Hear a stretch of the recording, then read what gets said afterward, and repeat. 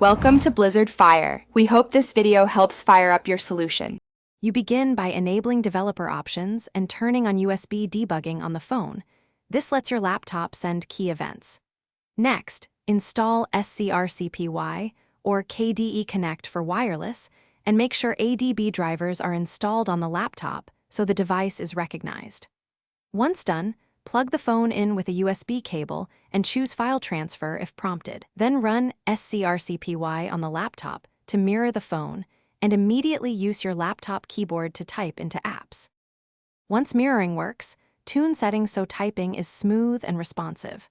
Launch SCRCPY with flags like max size 1024 to reduce lag or turn screen off to save battery, and map modifier keys if needed.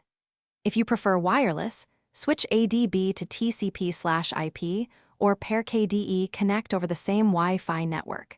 This frees you from the cable, but may add latency. Make sure clipboard sync and media key pass-through are enabled so copy/paste and multimedia keys behave as expected.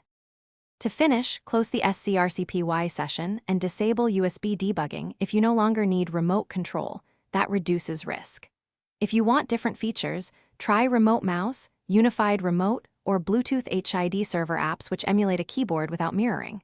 Make sure to test typing in a Notes app first to confirm key mappings.